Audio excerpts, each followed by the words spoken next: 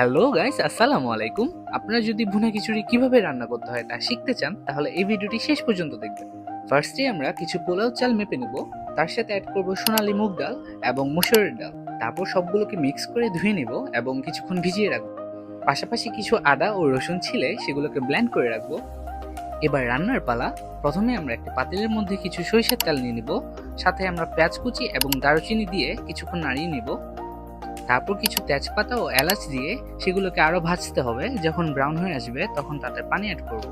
তারপর এতে অ্যাড করব সেই পেস্ট করা আদা ও রসুনগুলো, সাথে অ্যাড করব কিছু হলুদ, গুঁড়া ঝাল, ধনিয়ার গুঁড়ো, জিরা গুঁড়ো এবং পরিমাণ মতো লবণ। তারপর হালকা চিনি দিয়ে মশলাগুলোকে ভালো মতো নাড়িয়ে চাড়িয়ে নিতে হবে। মশলাগুলো কষানোর পরে তাতে আমরা পরিমাণ মতো পানি অ্যাড করে নেব। মনে রাখতে হবে 1 পট চালের জন্য 1.5 পট পানি দিতে হবে।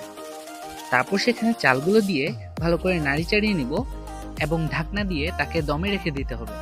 10 থেকে 15 মিনিট কুক করবেন, তারপর আপনাদের ফেভারিট ভুনা খিচুড়িটি রেডি হয়ে যাবে। এরকম মজার মজার ভিডিও পেতে পেজে একটি ফলো দিয়ে রাখুন।